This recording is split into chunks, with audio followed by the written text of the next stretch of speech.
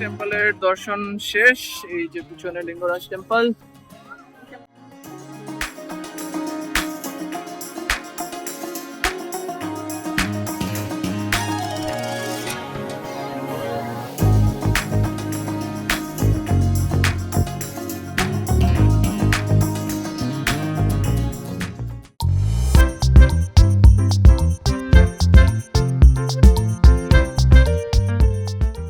Hello viewers, good morning.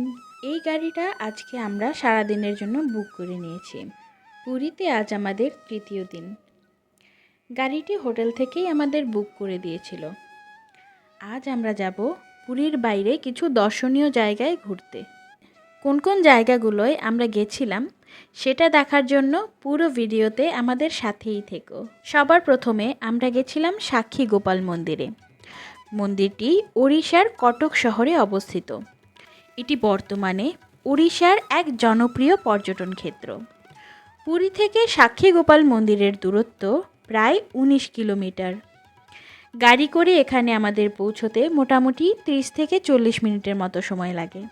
এই দিন আমরা বাড়ির সকল আর বিশ্বের সকলের মঙ্গল কামনায় মন্দিরে পুজোও দিই। এই মন্দিরের পেছনে রয়েছে এক অলৌকিক ঘটনা। শোনা যায় দক্ষিণ ভারতের এক কুলীন ব্রাহ্মণ সংসারের যাবতীয় দায়িত্ব নিজের ছেলের হাতে তুলে দিয়ে তীর্থ দর্শনে বেরিয়ে পড়েন। গয়া, কাশী, প্রয়াগ দর্শন করে তিনি মথুরায় এসে পৌঁছান। এখানে তার সঙ্গে একজন যুবক ব্রাহ্মণের আলাপ হয়। শান্ত স্বভাবের সেই যুবক সহজেই বৃদ্ধ ব্রাহ্মণের মন জয় করে নেন। তারা একসঙ্গে মিলেই ঘুরে দেখতে থাকেন বৃন্দাবনের বিভিন্ন দর্শনীয় স্থান। হঠাৎ করেই ব্রাহ্মণের মনে হয় এমন ছেলে তার কন্যার জন্য একেবারে উপযুক্ত পাত্র।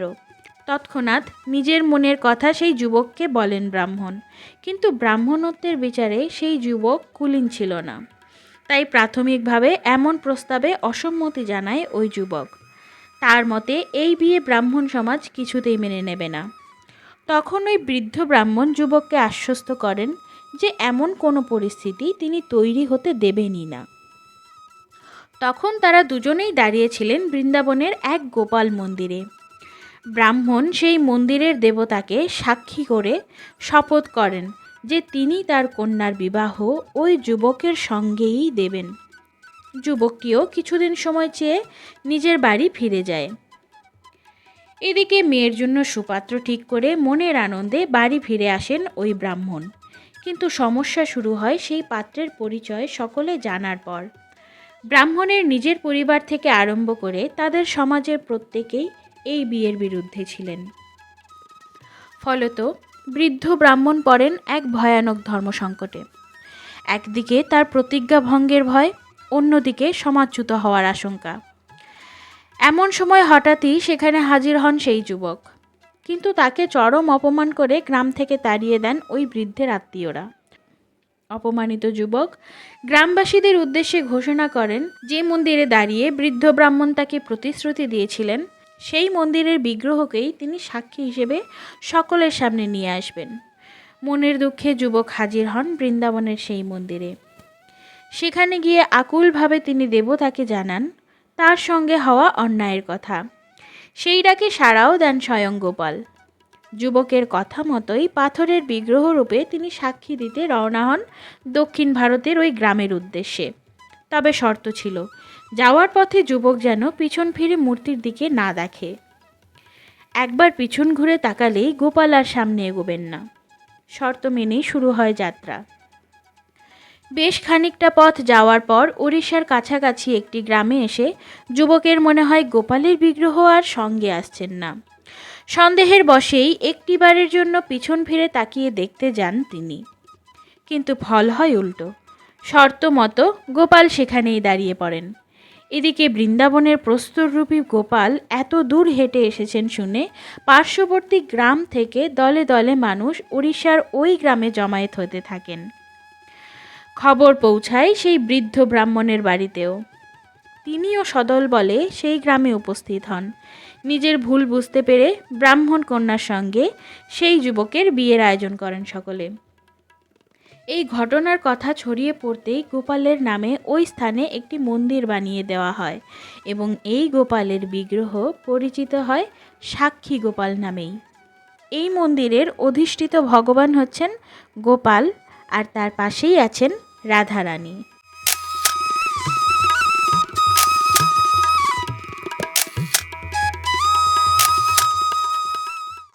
দর্শন শেষে এবার আমরা চলে যাচ্ছি আমাদের পরের গন্তব্য লিঙ্গরাজ মন্দিরের দিকে। মন্দিরটি ওড়িশার রাজধানী ভুবনেশ্বরে অবস্থিত। এটি ভারতের সুপ্রাচীন হিন্দু মন্দিরগুলোর মধ্যে অন্যতম। ভুবনেশ্বরের সবচেয়ে বড় মন্দির হল লিঙ্গরাজ।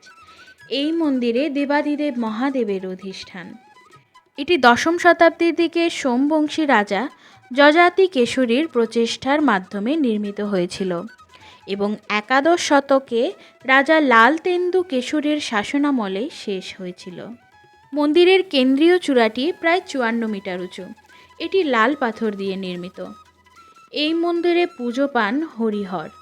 হিন্দু শাস্ত্র অনুযায়ী তিনি একাধারে সৃষ্টির পালনকর্তা বিষ্ণু ও ধ্বংসকর্তা শিব। লিঙ্গরাজ মন্দিরের দেউল শৈলীর 4টি ভাগ রয়েছে।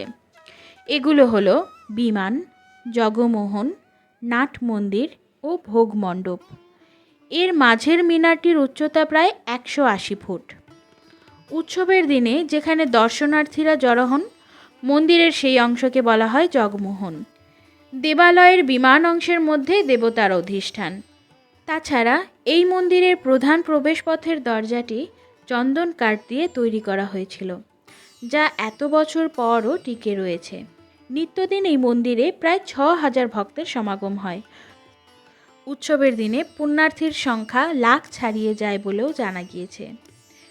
ভেতরে প্রবেশ করার পূর্বে ব্যাগ, মোবাইল, চামড়ার তৈরি বস্তু বাইরে জমা করে দিতে হয়।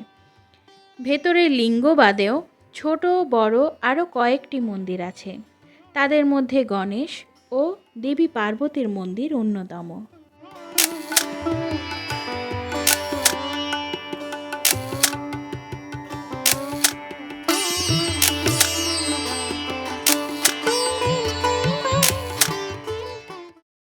আমাদের লিঙ্গরাজ টেম্পলের দর্শন শেষ। এই যে পিছনে লিঙ্গরাজ টেম্পল। কেমন লাগলো? খুব ভালো। এই যে বাবা মা আসছে, গোপী মা বেরিয়ে যাচ্ছে এখন লিঙ্গরাজ টেম্পল থেকে। তো আমাদের পুজো ডান। আমরা এখন লিঙ্গরাজ টেম্পল থেকে বেরোচ্ছি। একটু বৃষ্টিও হচ্ছে। এই পিছনে লিঙ্গরাজ টেম্পল। এখানে পুজো শেষ করে বেরোতে বেরোতে অনেক বেলা হয়ে গেছে। পুজো দেওয়ার জন্য তেমন কিছু খাওয়াও হয়নি সকালে, তাই এবার সোজা বেরিয়ে পড়লাম একটা হোটেলের সন্ধানে। আমরা এখন খেতে এসে পড়েছি। কোথায় এসেছি? একটা রেস্টুরেন্টে খেতে এসেছি। সুন্দরী আছে। বেশ ভালো একটা জম্পেশ খাওয়া হলো রুচিকা রেস্টুরেন্টে। লাঞ্চ সেরে এবার পরের পর্যটন কেন্দ্রে যাওয়ার পালা।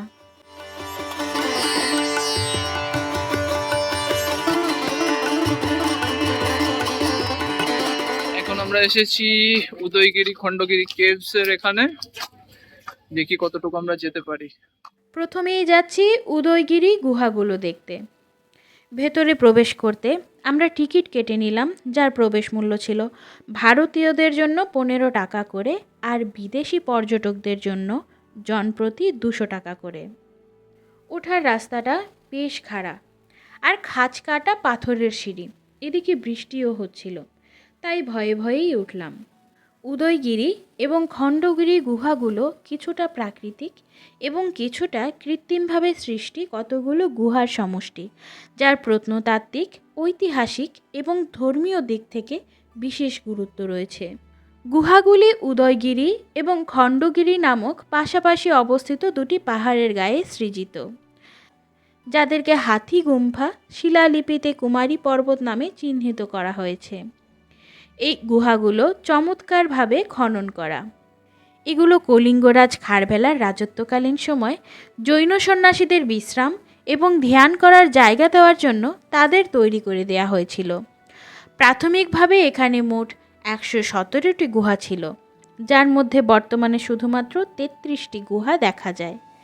এই 33টি গুহার মধ্যে 15টি খণ্ডগিরি, এবং 18টি উদয়গিরি পাহাড়ে অবস্থিত।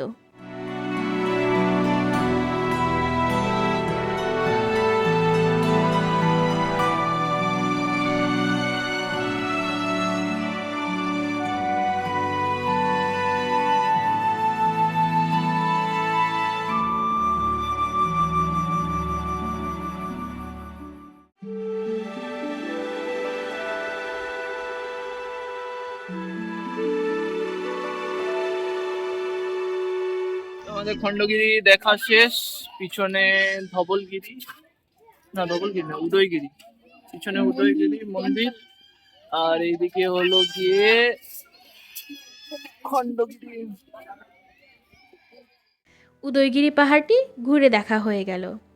আমরা নেমে যাচ্ছিলাম খণ্ডগিরি পাহাড় চড়ার জন্য।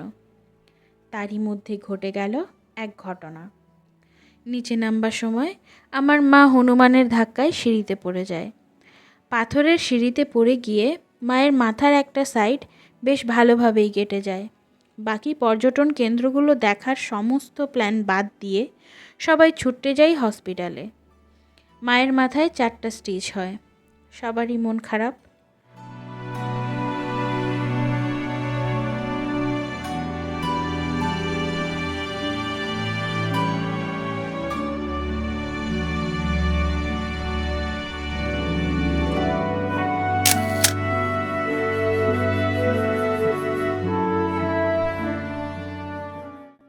পরের দিন আবার আমাদের বাড়ি ফেরা।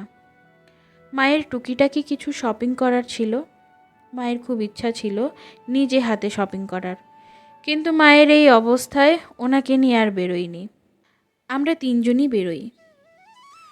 মা যা যা লিস্ট দিল তাই অনুযায়ী শপিং করলাম। আর শপিংয়ের মধ্যে দিয়েই হলো আমাদের আজকের দিনের সমাপ্তি।